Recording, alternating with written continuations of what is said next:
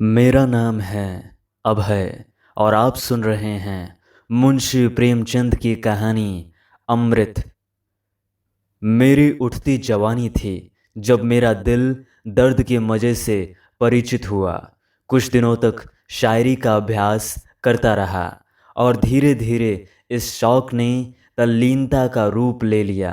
सारे सांसारिक संबंधों से मुंह मोड़कर अपनी शायरी की दुनिया में आ बैठा और 3 ही साल की मश्क ने मेरी कल्पना के जौहर खोल दिए।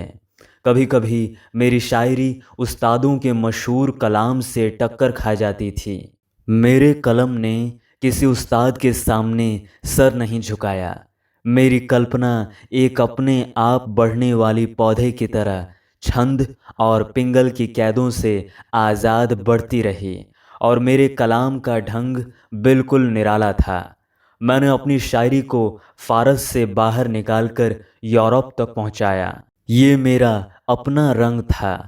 इस मैदान में न मेरा कोई प्रतिद्वंदी था न बराबरी करने वाला। बावजूद इन शायरों जैसी तल्लीनता के मुझे मुशायरों की वाह वाह और सुभान अल्लाह से नफ़रत थी। हाँ, काव्य रसिकों से बिना अपना नाम बताए हुए अक्सर अपनी शायरी की अच्छाइयों और बुराइयों पर बहस किया करता। गो मुझे शायरी का दावा न था, मगर धीरे धीरे मेरी शोहरत होने लगी और जब मेरी मसनवी दुनियाए हुस्न प्रकाशित हुई तो साहित्य की दुनिया में हलचल सी मच गई।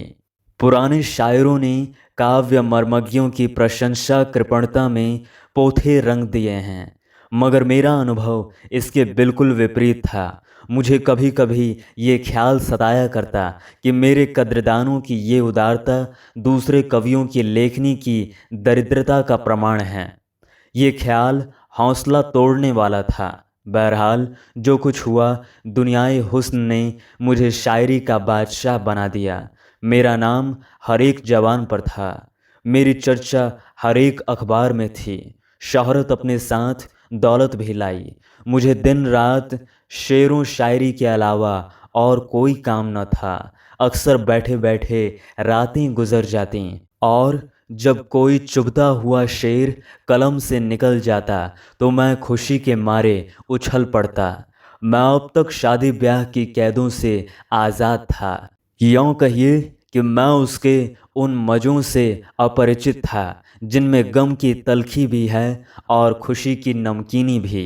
अक्सर पश्चिमी साहित्यकारों की तरह मेरा भी ख्याल था कि साहित्य के उन्माद और सौंदर्य के उन्माद में पुराना बैर है। मुझे अपनी ज़बान से कहते हुए शर्मिंदा होना पड़ता है कि मुझे अपनी तबीयत पर भरोसा न था।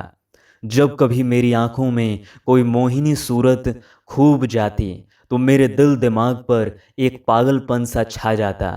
हफ्तों तक अपने को भूला हुआ सा रहता। लिखने की तरफ तबीयत किसी तरह न झुकती। ऐसे कमज़ोर दिल में सिर्फ एक इश्क की जगह थी। इसी डर से मैं अपनी रंगीन तबीयत के खिलाफ आचरण शुद्ध रखने पर मजबूर था। कमल की एक पंखुड़ी, श्यामा के एक गीत, लहलहाते हुए एक मैदान में मेरे लिए जादू का सा आकर्षण था। मगर किसी औरत के दिल फरेब हुस्न को मैं चित्रकार या मूर्तिकार की बेलौस आँखों से नहीं देख सकता था। सुंदर स्त्री मेरे लिए एक रंगीन कातिल नागिन थी जिसे देखकर आँखें खुश होती हैं मगर दिल डर से सिमट जाता है। खैर, दुनियाए हुस्न को प्रकाशित हुए 2 साल गुजर चुके थे। मेरी ख्याति बरसात की उमड़ी हुई नदी की तरह बढ़ती चली जाती थी। ऐसा मालूम होता था कि जैसे मैंने साहित्य की दुनिया पर कोई वशीकरण कर दिया है। इसी दौरान मैंने फुटकर शेर तो बहुत कहे, मगर दावतों और अभिनंदन पत्रों की भीड़ ने मार्मिक भावों को उभरने न दिया। प्रदर्शन और ख्याति एक राजनीतिज्ञ के लिए कोड़े का काम दे सकते हैं, मगर शायर की तबीयत अकेले शांति से एक कोने में बैठकर ही अपना जौहर दिखलाती है। मैं इन रोज ब रोज बढ़ती हुई बेहुदा बातों से गला छुड़ाकर भागा और पहाड़ के एक कोने में जा छिपा। नारंग ने वहीं जन्म लिया। नारंग के शुरू करते ही मुझे एक आश्चर्यजनक और दिल तोड़ देने वाला अनुभव हुआ। ईश्वर जाने क्यों मेरी अक्ल और मेरे चिंतन पर एक पर्दा पड़ गया। घंटों तबीयत पर जोर डालता, मगर एक शेर भी ऐसा न निकलता कि दिल फड़क उठे। सूझते भी तो दरिद्र पिटे हुए विषय जिनसे मेरी आत्मा भागती थी। मैं अक्सर झुंझलाकर उठ बैठता, कागज फाड़ डालता और बड़ी बेदिली की हालत में सोचने लगता कि क्या मेरी काव्य शक्ति का अंत हो गया। क्या मैंने वो खजाना जो प्रकृति ने मुझे सारी उम्र के लिए दिया था इतनी जल्दी मिटा दिया। कहाँ वो हालत थी कि विषयों की बहुतायत और नाजुक ख्यालों की रवानी कलम को दम नहीं लेने देती थी। कल्पना का पंछी उड़ता तो आसमान का तारा बन जाता था। और कहाँ अब ये पस्ती, ये करुण दरिद्रता। मगर इसका कारण क्या है? ये किस कसूर की सजा है? कारण और कार्य का दूसरा नाम दुनिया है। जब तक हमको क्यों का जवाब न मिले, दिल को किसी तरह सब्र नहीं होता। यहाँ तक कि मौत को भी इस क्यों का जवाब देना पड़ता है। आखिर मैंने एक डॉक्टर से सलाह ली। उसने आम डॉक्टरों की तरह आबो हवा बदलने की सलाह दी। मेरी अक्ल में भी ये बात आई कि मुमकिन है नैनीताल की ठंडी आबो हवा से शायरी की आग ठंडी पड़ गई हो। 6 महीने तक लगातार घूमता फिरता रहा, अनेक आकर्षक दृश्य देखे, मगर उनसे आत्मा पर वो शायराना कैफियत न छाती थी कि प्याला छलक पड़े और खामोश कल्पना खुद ब खुद चहकने लगे। मुझे अपना खोया हुआ लाल न मिला। अब मैं जिंदगी में तंग था। जिंदगी अब मुझे सूखे रेगिस्तान जैसी मालूम होती, जहाँ कोई जान नहीं, ताजगी नहीं, दिलचस्पी नहीं। हरदम दिल पर एक मायूसी सी छाई रहती और दिल खोया खोया रहता। दिल में ये सवाल पैदा होता कि क्या वो 4 दिन की चांदनी खत्म हो गई और अंधेरा पाख आ गया। आदमी की संगत से बेजार, हमजिन्स की सूरत से नफरत। मैं एक गुमनाम कोने में पड़ा हुआ जिंदगी के दिन पूरे कर रहा था। पेड़ों की चोटियों पर बैठने वाली, मीठे राग गाने वाली चिड़िया क्या पिंजरे में जिंदा रह सकती है?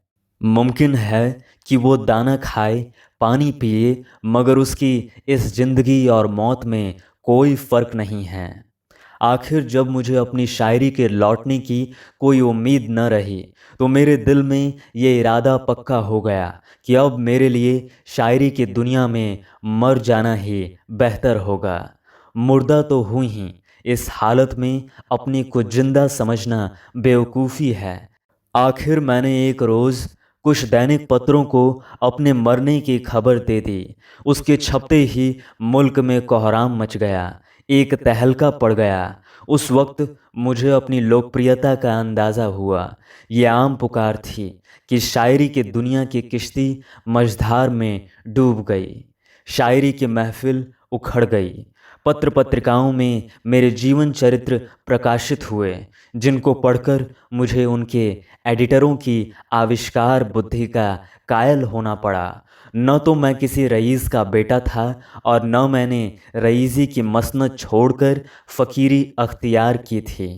उनकी कल्पना वास्तविकता पर छा गई थी। मेरे मित्रों में एक साहब ने, जिन्हें मुझसे आत्मीयता का दावा था, मुझे पीने पिलाने का प्रेमी बना दिया था। वो जब कभी मुझसे मिलते, उन्हें मेरी आंखें नशे से लाल नजर आती। अगरचे इसी लेख में आगे चलकर उन्होंने मेरी इस बुरी आदत की बहुत उदार हृदयता से सफाई दी थी, क्योंकि रूखा सूखा आदमी ऐसी मस्ती के शेर नहीं कह सकता था। ताहम हैरत है कि उन्हें ये सरीहन गलत बात कहने की हिम्मत कैसी हुई। खैर, इन गलत बयानियों की तो मुझे परवाह न थी। अलबत्ता ये बड़ी फिक्र थी। फिक्र नहीं, एक प्रबल जिज्ञासा थी कि मेरी शायरी पर लोगों की जबान से क्या फतवा निकलता है। हमारी जिंदगी के कारनामे की सच्ची दाद मरने के बाद ही मिलती है, क्योंकि उस वक्त वो खुशामद और बुराइयों से पाक साफ होती हैं। मरने वाली की खुशी या रंज की कौन परवाह करता है। इसलिए मेरी कविता पर जितनी आलोचनाएं निकली हैं, उनको मैंने बहुत ही ठंडे दिल से पढ़ना शुरू किया। मगर कविता को समझने वाली दृष्टि की व्यापकता और उसके मर्म को समझने वाली रुचि का चारों तरफ अकाल सा मालूम होता था। अधिकांश जौहरियों ने एक एक शेर को लेकर उनसे बहस की थी, और इसमें शक नहीं कि वे पाठक की हैसियत से उस शेर के पहलुओं को खूब समझते थे। मगर आलोचक का कहीं पता न था। नज़र की गहराई गायब थी। समग्र कविता पर निगाह डालने वाला, कवि के गहरे भावों तक पहुंचने वाला कोई आलोचक न दिखाई दिया। एक रोज मैं प्रेतों की दुनिया से निकलकर घूमता हुआ अजमेर की पब्लिक लाइब्रेरी में जा पहुंचा। दोपहर का वक्त था। मैंने मेज पर झुककर देखा कि कोई नई रचना हाथ आ जाए तो दिल बहलाऊं। यकायक मेरी निगाह एक सुंदर पत्र की ओर गई, जिसका नाम था कलामे अख्तर। जैसे भोला बच्चा खिलौने की तरफ लपकता है, उसी तरह झपटकर मैंने उस किताब को उठा लिया। उसकी लेखिका मिस आयशा आरिफ थी। दिलचस्पी और भी ज़्यादा हुई। मैं इत्मीनान से बैठकर उस किताब को पढ़ने लगा। एक ही पन्ना पढ़ने के बाद दिलचस्पी ने बेताबी की सूरत अख्तियार की। फिर तो मैं बेसुधी की दुनिया में पहुंच गया। मेरे सामने गोया सूक्ष्म अर्थों की एक नदी लहरें मार रही थी। कल्पना की उठान, रुचि की स्वच्छता, भाषा की नरमी, काव्य दृष्टि की व्यापकता, किस किस की तारीफ करूं। उसकी एक एक कल्पना ऐसी थी कि हृदय धन्य धन्य कह उठता। मैं एक पैराग्राफ पढ़ता, फिर विचार की ताजगी से प्रभावित होकर एक लंबी सांस लेता और तब सोचने लगता। इस किताब को सरसरी तौर पर पढ़ना असंभव था। ये औरत थी या सुरुचि की देवी। उसके इशारों से मेरा कलाम बहुत कम बचा था, मगर जहाँ उसने मुझे दाद दी थी, वहाँ सच्चाई के मोती बरसा दिए थे। उसके ऐतराज़ों में हमदर्दी और प्रशंसा में भक्ति थी। शायर के कलाम को दोषों की दृष्टि से नहीं, खूबियों की दृष्टि से देखना चाहिए। उसने क्या नहीं किया, ये ठीक कसौटी नहीं। उसने क्या किया, ये ठीक कसौटी है। बस यही जी चाहता था कि लेखिका के हाथ और कलम चूम लूं। सफ़ीर भोपाल के दफ्तर से ये पत्रिका प्रकाशित हुई थी। मेरा पक्का इरादा हो गया। तीसरे दिन शाम के वक्त मैं मिस आयशा के खूबसूरत बंगले के सामने हरी हरी घास पर टहल रहा था। मैं नौकरानी के साथ एक कमरे में दाखिल हुआ। उसकी सजावट बहुत सादी थी। पहली चीज़ जिस पर मेरी निगाह पड़ी वो मेरी तस्वीर थी, जो दीवार से लटक रही थी। सामने एक आईना रखा हुआ था। मैंने खुदा जाने क्यों उसमें अपनी सूरत देखी। मेरा चेहरा पीला और कुम्हलाया हुआ था, बाल उलझे हुए, कपड़ों पर गर्द की एक मोटी तह जमी हुई, परेशानी की जिंदा तस्वीर खड़ी थी। उस वक्त मुझे अपनी बुरी शक्ल पर सख्त शर्मिंदगी हुई। मैं सुंदर न सही, मगर इस वक्त तो सचमुच चेहरे पर फटकार बरस रही थी। अपने लिबास के ठीक होने का यकीन हमें खुशी देता है। अपने फूहड़पन का जिस्म पर इतना असर नहीं होता जितना दिल पर। हम बुज़दिल और बेहौसला हो जाते हैं। मुझे मुश्किल से 5 मिनट गुजरे होंगे कि मिस आयशा तशरीफ़ लाईं।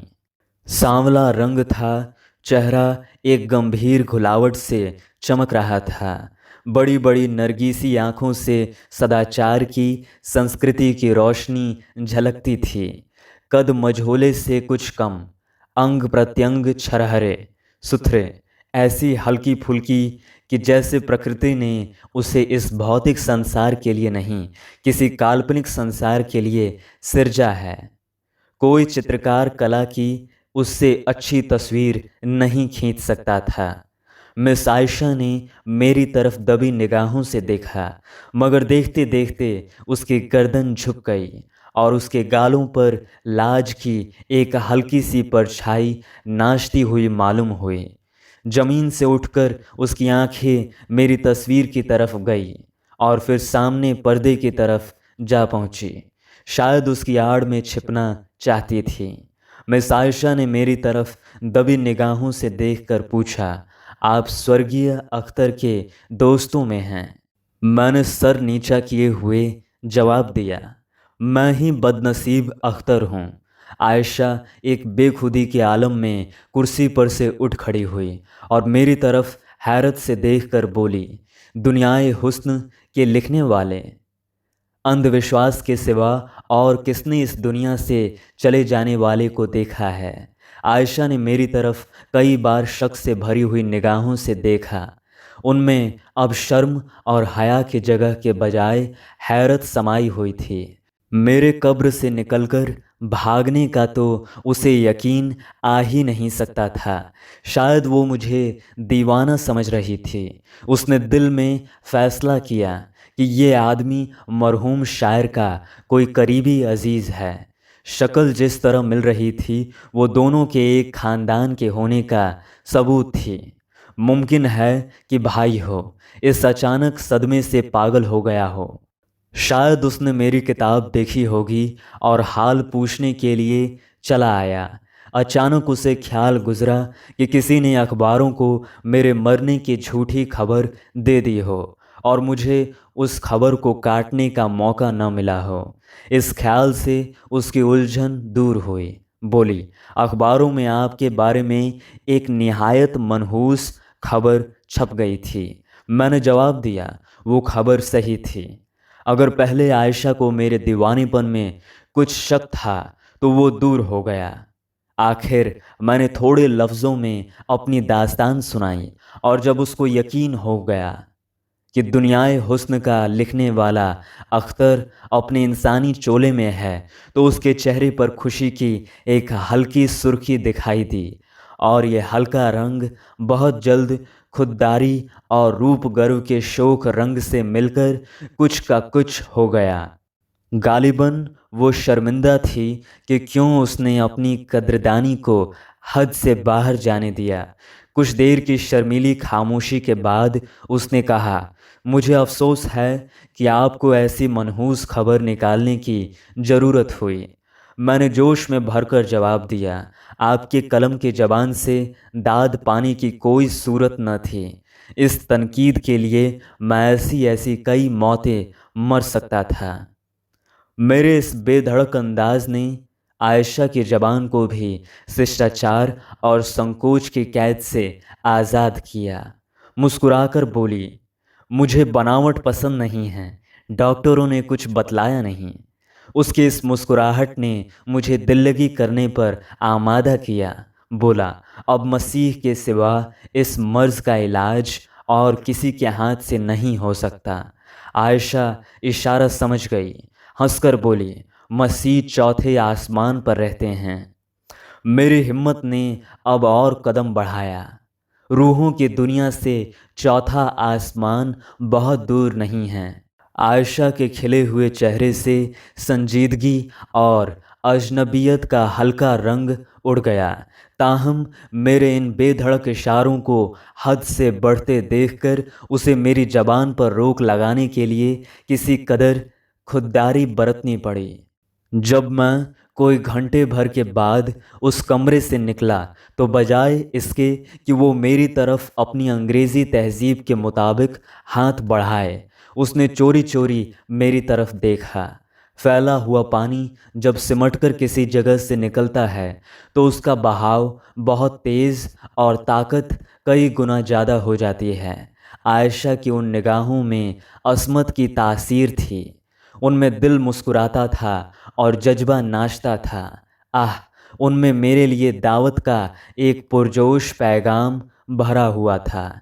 जब मैं मुस्लिम होटल में पहुंचकर इन वाक़यात पर गौर करने लगा तो इस नतीजे पर पहुंचा कि गौ मैं ऊपर से देखने पर यहाँ अब तक अपरिचित था, लेकिन भीतरी तौर पर शायद मैं उसके दिल के कोने तक पहुंच चुका था। जब मैं खाना खाकर पलंग पर लेटा तो बावजूद 2 दिन रात रात भर जागने के नींद आंखों से कोसों दूर थी। जज्बात की कशमकश में नींद कहाँ, आयशा की सूरत, उसकी खातिरदारियाँ और उसकी वो छिपी छिपी निगाह दिल में एहसासों का तूफान सा बरपा कर रही थी। उस आखिरी निगाह ने दिल में तमन्नाओं की रूम धूम मचा दी। वो आरज़ुएं जो बहुत अरसा हुआ मर मिटी थीं, फिर जाग उठीं और आरज़ुओं के साथ कल्पना ने भी मुदी हुई आँखें खोल दीं। दिल में जज्बात और कैफियत का एक नया बेचैन करने वाला जोश महसूस हुआ। यही आरज़ुएं, यही बेचैनियाँ और यही शोरीशें कल्पना के दीपक के लिए तेल हैं। जज्बात की हरारत ने कल्पना को गरमाया। मैं कलम लेकर बैठ गया और एक ऐसी नज़्म लिखी जिसे मैं अपनी सबसे शानदार दौलत समझता हूँ। मैं एक होटल में रह रहा था, मगर किसी न किसी हीले से दिन में कम से कम एक बार ज़रूर उसके दर्शन का आनंद उठाता। आयशा ने कभी मेरे यहाँ तक आने की तकलीफ़ नहीं की, तो भी मुझे ये यकीन करने के लिए शहादतों की ज़रूरत न थी कि वहाँ किसी कदर सरगर्मी से मेरा इंतज़ार किया जाता था। मेरे कदमों की पहचानी हुई आहट पाते ही उसका चेहरा कमल की तरह खिल जाता था और आँखों से कामना की किरणें निकलने लगती थीं। यहाँ 6 महीने गुजर गए। इस ज़माने को मेरी ज़िंदगी की बहार समझना चाहिए। मुझे वो दिन भी याद है जब मैं आरज़ुओं और हसरतों के गम से आज़ाद था, मगर दरिया की शांतिपूर्ण रवानी में थिरकती हुई लहरों की बहार कहाँ। अब अगर मोहब्बत का दर्द था तो उसका प्राणदायी मज़ा भी था। अगर आरज़ुओं की घुलावट थी तो उनकी उमंग भी थी। आह, मेरी ये प्यासी आँखें उस रूप के स्रोत से किसी तरह तृप्त न होती। जब मैं अपनी नशे में डूबी हुई आँखों से उसे देखता तो मुझे एक आत्मिक तरावट सी महसूस होती। मैं उसके दीदार के नशे से बेसुध सा हो जाता और मेरी रचना शक्ति का तो कुछ हद हिसाब न था। ऐसा मालूम होता था कि जैसे दिल में मीठे भावों का सोता खुल गया था। अपनी कवित्व शक्ति पर खुद अचंभा होता था। कलम हाथ में ले ली और रचना का सोता सा बह निकला। नैरंग में ऊंची कल्पनाएं न हो, बड़ी गूढ़ बातें न हों, मगर उसका एक एक शेर प्रवाह और रस, गर्मी और घुलावट की दाद दे रहा है। ये उस दीपक का वरदान है जो अब मेरे दिल में जल गया था और रोशनी दे रहा था। ये उस फूल की महक थी जो मेरे दिल में खिला हुआ था। मोहब्बत रूह की खुराक है। ये वो अमृत की बूंद है जो मरे हुए भावों को जिंदा कर देती हैं। मोहब्बत आत्मिक वरदान है। वो जिंदगी की सबसे पाक, सबसे ऊंची, सबसे मुबारक बरकत है। यही अक्सीर थी जिसकी अनजानी ही मुझे तलाश थी। वो रात कभी न भूलेगी जब आयशा दुल्हन बनी हुई मेरे घर में आई। नैरंग उसी मुबारक जिंदगी की यादगार है। दुनियाए हुस्न एक कली थी, नैरंग खिला हुआ फूल है, और उसी कली को खिलाने वाली कौन सी चीज़ है? वही जिसकी मुझे अनजानी ही तलाश थी और जिसे मैं अब पा गया था।